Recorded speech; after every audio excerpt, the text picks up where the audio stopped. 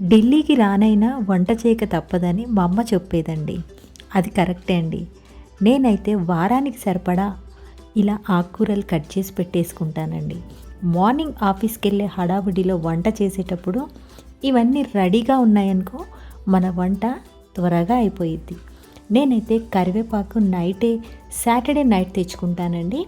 కరివేపాకు, కొత్తిమీర, మెంతికూర ఇవి రెగ్యులర్గా మనం వంటల్లో వాడతాం కాబట్టి ఇవి నైటే కడిగేసి ఒక ప్లేట్లో ఆరబెట్టేసి మార్నింగ్ డబ్బాకి ఇలా కట్ చేసి పెట్టుకున్నామంటే వీక్ అంతా వాడుకునే విధంగా ఈజీగా ఉంటుంది.